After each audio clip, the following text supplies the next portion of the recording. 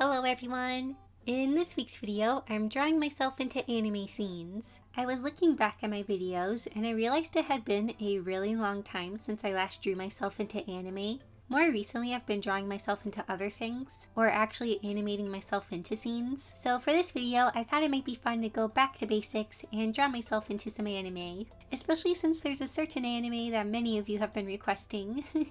But first I want to share with you an easy-to-use tool called DemoCreator. Wondershare DemoCreator helps learners, educators, freelancers, and gamers to take idea sharing to the next level. Everyone can start with DemoCreator easily and quickly, even with zero editing skills. They have tons of easy-to-use templates, such as text, overlays, and filters to help edit videos quickly. Honestly, I want to start using DemoCreator when I'm making tutorials. It has so many helpful features that will make the process so much easier for me. Like I can highlight, create an arrow, put a spotlight so it's easier to see what I'm talking about, and zoom in on small details, all directly in the recorded footage. It's so awesome. It even has webcam abilities, so you can record yourself, but you can even use a virtual avatar, which is really cool. It even has hand tracking, and I find this very neat because many programs can't track your hands unless you have some kind of fancy hand tracking device. Look at me, I'm now a character. What's also really cool about DemoCreator is that it's free to try. You can test it out for yourself and see all the cool features. Like I said, I think it's super cool and helpful, and I definitely want to use it for my future tutorials, so I highly recommend checking it out. Anyways, let's get into drawing. So the first anime I'm drawing myself into is Kobato. If you are familiar with the series, you know that for drawing myself into scenes, I like to use a base. In this case, I'm using Kobato from just a few seconds later in the same scene. I do this to help me stay within the style of the show, plus it makes the process overall faster. This is all just for fun, so I don't really care if I draw over a pre-existing character with my physical traits. Oh, also here's a picture of what I look like. The scene I'm drawing myself into takes place at a festival of some sort, and Kobato accidentally threw a ball and broke some stuff, so she is apologizing to the guy here. I imagine I'm just a bystander in all of this. Maybe I was going to order some food from the guy's food stall or something. If you have never watched or read Kobato, basically the story's about, well, Kobato. And she is trying to go to a certain place, but in order to do so, she needs to fill her magical bottle with people's healed hearts. And she needs to do this before 4 seasons pass. So basically we follow Kobato and her journey as she helps people. So for the drawing, I am now onto the line art. As I usually do, I'm using the 4-effect line pen, and the line art this time around seemed to be a dark brown in most spots. It's sometimes hard to tell what color the line art is, especially for older anime that are a bit blurry. The line art kind of takes on the color of the surrounding colors or background. But I try my best to pick a color that I feel like works well. Kobato is one of my favorite anime and manga series. I slightly prefer the manga because it goes a bit more in detail about the story, but the anime is still really adorable. It's such a cute story and it always makes me cry. I can't watch or read it without crying like a ton, but it's still one of my favorites. Kobato is just so cute and adorable. If they made a Nendoroid of her, I would buy it so fast. Or any merch of the show, really. It's not a super popular show, and it's on the older side, so I've never really seen merch for it. But if there was merch, I would totally buy it. Also, I've been wanting to draw myself into Kobato for a while, but I couldn't because nothing was streaming it. But then Amazon Prime got it, and it was free to watch with Prime, and I was super happy. But then all of a sudden, you had to pay to watch it, and I did consider paying for it. But now it's free to watch again, so that's cool, and I was able to find a scene to draw myself into. Like I said, I was considering paying for the anime to watch it, but I do have the manga on my bookshelf over here. So if I want to go through the story again, I can just read the manga. But now I'm on to the coloring. This scene is kind of a sunset scene, so the shadows are more purpley and dark. When drawing myself, I tried to make my hair very, strandy, I guess. The way the hair is drawn has a lot of strands that stick out, so I tried to do the same. I also draw myself with my usual teal sweater and white collar. It's kind of funny because when I designed my chibi with this outfit, I didn't think it would become the kind of outfit I pretty much always draw myself in. Also, I noticed I made a mistake. I drew myself around Kobato from the other screenshot, but I'm using this one for the final result, so I had to fix that. For the face, it has some blush applied to it along with some highlights. I think these are a very cute addition. You don't often see softer shading as much in anime, so I think it's cute when it's added. The eyes were also really fun to color and easy to mimic since Kobato has brown eyes too, which I never actually really noticed before. Oh, also, all throughout when I was working on this, I kept feeling like something was missing, but I just couldn't put my finger on it. But then it finally came to me. I forgot my glasses. I'm glad I figured it out. I probably would have gotten a good amount of comments pointing out that I forgot them. So here's me in Kobato. The art style of Kobato is very cute. It makes me feel so nostalgic. When I was looking for a scene to use, I kept getting distracted and watching the show, and now I want to watch through it again. The next thing I'm drawing myself into is a bit different. It's not an anime show, but it's an anime movie, and it's Words Bubble Up Like Soda Pop. When looking for somewhere to draw myself, I decided on the scene where Cherry is talking about haikus to Mr. Fujiyama.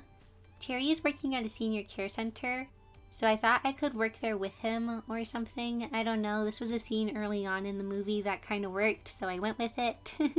And as you see, I took Yuki from a different scene and brought her into this one.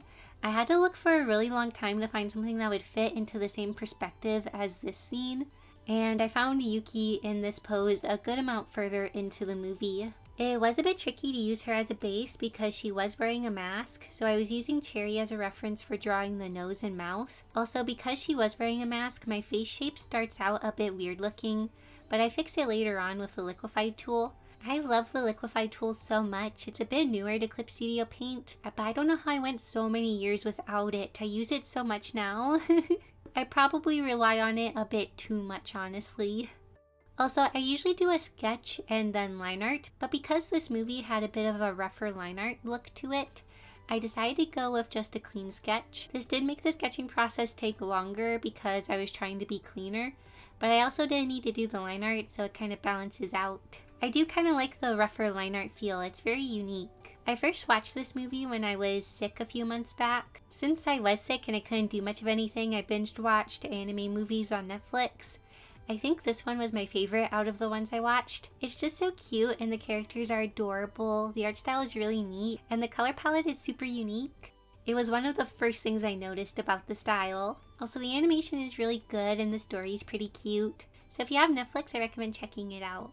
I personally really liked it. So one thing I was a bit concerned about was the parts of the animation that did not have line art, like Mr. Fujiyama's hair. I decided to not use line art on those parts and instead outline the area with color. That way it still has that lineless look to it. Like I said, the color palette of the show is really unique. It has a fun, upbeat, and super saturated kind of funky color scheme. It makes the movie have its very own feeling. But another unique thing I noticed is that it doesn't have much for shadows. Instead, it pretty much only uses highlights. There are some shadows, like on the skin and a bit on the jeans, but for the most part, the forms are defined with highlights instead of shadows. And I found this to be an interesting design choice. Once again, I feel like this helps things stay fun and bright because the colors don't get super dark with shadows, but things don't really look flat because they get defined with the highlights. Oh, also, I never mentioned I drew myself with a bit of a perplexed face because they are talking about haikus, and I imagine I probably wouldn't really understand what they are talking about, so I'd be confused. So here's me in Words Bubble Up Like Soda Pop. It was a bit odd not drawing myself in my usual outfit, but since I am working with Cherry, I figured I would need to wear the same uniform as him. And like I said, this movie is super cute, so I recommend checking it out. This last anime I'm drawing myself into has been highly requested, and it is Spy Family. A lot of times for shows, I choose to draw myself into episodes 1 or 2, but Spy Family recently started airing again, and in the episode, Anya goes with Yor to adopt a puppy at a huge adoption event. And I thought this would work really well for drawing myself into since there are a lot of background characters. After doing a bit of searching, I found Yor in a different position, but thankfully the camera view is very similar, so it works well for placing into this scene. I was a bit worried about finding something I could use that would match this camera angle, since it is kind of specific. Like I said, Yor and Anya are looking for a puppy to adopt, and they are currently looking at some of the options. I imagine if I went to a place with a bunch of baby animals, I would be so excited and have an amazed look on my face the entire time. So I'm drawing myself with that kind of expression. I did have to play around with what mouth I wanted for my character. Speaking of mouths, one of my viewers pointed something out to me that I thought was interesting. So a lot of times I say what gives my style away is the eyes. But according to this commenter, the thing that gives it away is the way I draw mouths. And I feel like this kind of makes sense because when I draw, I don't always pay super close attention to the mouth style, and I do kind of my own way of drawing them. So I tried to pay more attention to the mouth shapes this time around. Oh, also, I have a kind of funny story to share with all of you.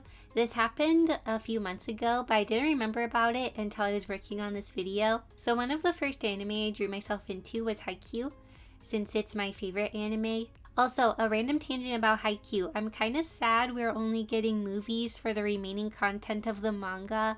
I was really hoping we would get more seasons. I don't know how they're going to fit everything into the shorter format. So yeah, I'm kind of bummed about that. I wanted more Haikyuu seasons. But I mean, we are getting the movies, so that's cool.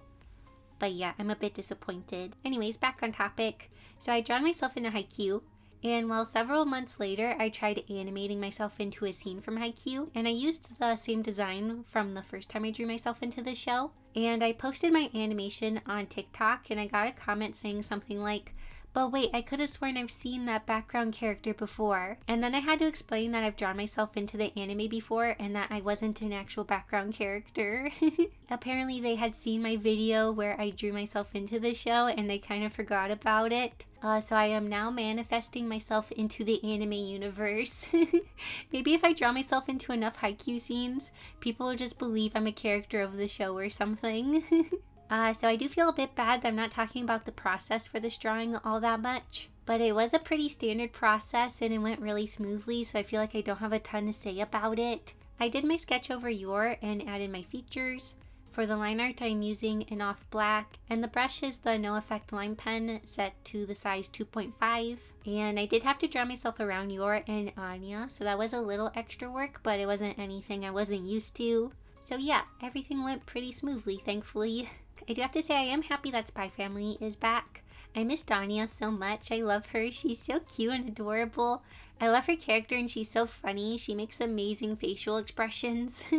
But she does seem to cause a decent amount of trouble for Yor. The amount of times Anya has gone missing and making Yor worry happens too often, I feel like. If you've never watched Spy Family, basically it's about a spy who goes undercover and he needs to create a fake family for his mission. He adopts Anya, who can secretly read people's minds, and he somehow convinces Yor to be his pretend wife, and she is secretly an assassin. But none of them know each other's secrets, and this kind of induces some funny situations because they're all trying to keep their secret. It can be kind of violent and intense, so I don't really recommend it for younger viewers. I keep joking if it becomes too much for me, I'll just watch Anya compilations because she's the main reason I watch the show. I really like the episodes that are mostly about Anya. You know, since everyone in Spy Family has a secret, I wonder what mine would be. Mine would probably be that I'm a YouTuber. I don't know what else it would be. I waited to tell my boyfriend that I was a YouTuber with over 700,000 subscribers. And let's just say he was a bit surprised when I told him. He did know I was an artist, he just didn't know about the YouTube portion of it. But anyways, here is me in Spy Family. Also, I made my hair color a bit lighter than usual in the scene so that my hair wouldn't blend in with the background. My hair color I usually use is really close to that background color. It was nice to draw myself into some anime scenes again, especially since it's been so long since the last one. It's always fun to try out the different styles and learn new things from them. If you have any anime suggestions for what you want me to draw myself into, please let me know down in the comments. And if you enjoyed this video, please consider subscribing, giving it a thumbs up, and turning all notifications on and all that stuff. It helps my channel out a ton. And before we end, I want to say a big thank you to all my YouTube members and Patreon patrons. Your support means so much to me. And thank you so much for watching this video. I hope you enjoyed it, and I'll see you all next week in my next video. Bye!